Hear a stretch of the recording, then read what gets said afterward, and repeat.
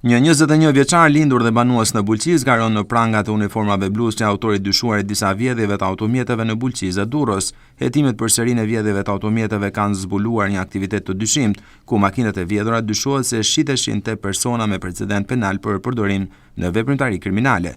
Në qendër të skemës, sipas policisë, qëndronte 21 vjeçari Klajdi Lleshi nga Bulqiza, i shpallur më herët në kërkim. Një kamionet e vjedhur dhe e braktisur 3 ditë më parë në periferi të Durrësit çoi policinë në gjurmët e tij.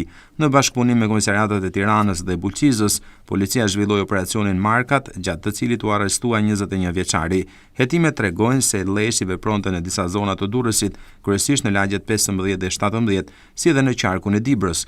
Episodi i fundit u shënua në Gjoricë të Bulqizës, ku ai vodhi një automjet Benz dhe u përpoq të arratisej drejt Tiranës. Patrullat e komisariatit numër 4 ndaluan në hyrjet e kryeqytetit dhe arrestuan në flagrancë. Gjatë kontrolleve, policia sekuestroi 4 automjete të vjedhura të markave Benz, Toyota, Volkswagen dhe Ford Focus, si dhe sende personale të vjedhura në një mjet tjetër në Durrës.